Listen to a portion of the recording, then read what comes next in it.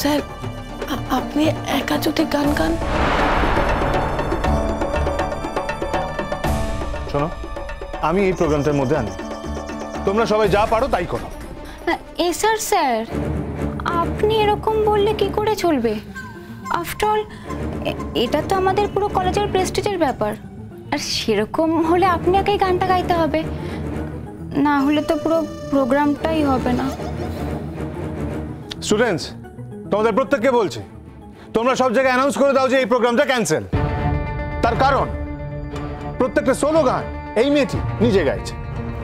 আমি তো ইচ্ছে করে যাইনি, কেউ গান গাইতে চাইছিল না বলে আমি বাধ্য হয়েছি।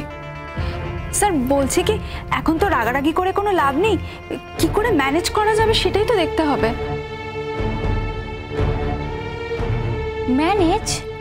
ম্যানেজ আর কিভাবে করবে তোমরা? কিভাবে করবে? একা স্যার যদি একা এই গানগুলো গান, সেগুলো ভালো লাগবে শুনতে? হ্যাঁ, তোমাদের বললাম তো, কথা কানে যাচ্ছে না। তোমরা অ্যানাউন্স করে দাও, প্রোগ্রামটা ক্যান্সেল করে দাও। হ্যাঁ স্যার স্যার এখনো তো 1 ঘন্টা হাতে সময় আছে। এই মোহর, তুই যদি সমানে গরম জল গার্গল করিস তাহলে।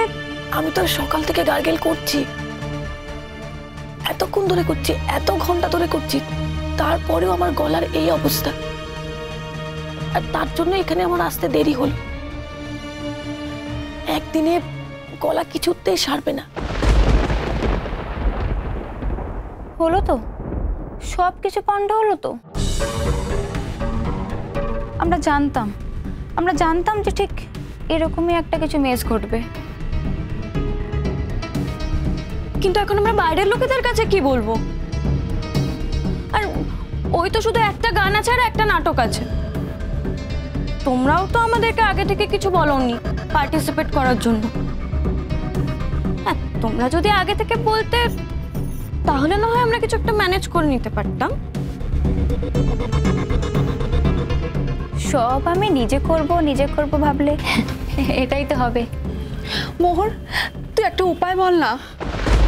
আমি তো কিচ্ছু বুঝতে পারছি না, এই গলায় তো আমি কথাই বলতে পারছি না, গান গাইবো কি করে? তাছাড়া অত উঁচুতে আমার গলা উঠবে না। আমি যদি গান গাওয়ার চেষ্টা করি তাহলে পুরো ব্যাপারটা বিচ্ছিরি হয়ে যাবে। তার চেয়ে ভালো, তোরা তো গানগুলো শুনেছিস, তোরা কেউ একজন গেয়ে দে না। আমি না হয় বাজিয়ে দেবো, প্লিজ তোরা গেয়ে দে। স্যার আপনি একটা উপায় বলুন না। আমি কি উপায় বলবো? হ্যাঁ, আমি কি উপায় বলবো? আশ্চর্য, আমি এখানে কি করতে পারি? সমস্ত কিছু একেবারে মেস হয়ে গেল। আমাদের কলেজে প্রেস্টিজ বলে আর কিছু রইল